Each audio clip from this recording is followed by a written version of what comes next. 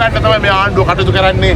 හැබැයි මේව නෙමේ අපි ඉදිරියේදී ජනතාව පාරන බස්සන්නේ මීට වඩා දසදහස් ගණන් පාරන බයිනවා.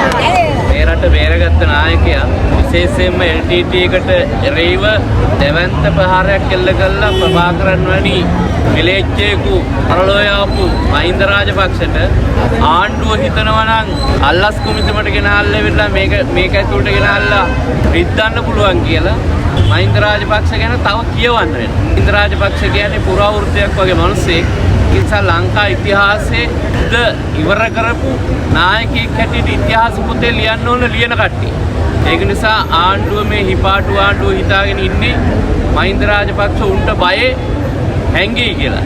ඒ කට්ටිය හිතුවා දින කල් දාගනි එහෙම නැත්නම් එන්න බෑ කියයි, ගෙදරට එන්න කියයි, ඒ වගේ නොඑක් දේවල් ඔළුවේ තියාගෙන හිටියා.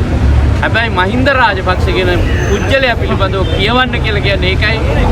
එයා කිව්වේ Tamanට ආපු පළවෙනි මැසේජ් එකේදීම අනිත් පැත්තට එතුමා එනවා කියන්නේ එතුමා මේ රටේ වීරයෙක් කියන එක අපි දන්නවා. ඒ වගේම මිනිස්සු දන්නවා එතුමා වෙනුවෙන් මොකක්ද කළ යුත්තේ කියලා. ඒක නිසා තමයි මේ මිනිස්සු ඒක රාසි වෙන්නේ. මොකද එතුමාට ආදරේ මේ රටේ මිනිස්සු.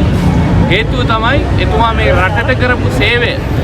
හයිවේස් හදලා, පාරවල් ටික හදලා, වරායවල් හදලා, ගුවන්තොටුපළවල් හදලා මේ සේරම කළේ මෑත භාගයේ අපි දන්න නායකයා මහින්ද රාජපක්ෂ. ඒක නිසා යුද්ධය ඉවර කරලා මේ රට යම්කිසි තත්වයකට ගෙනාව නම් ගෙනාවේ මහින්ද රාජපක්ෂ.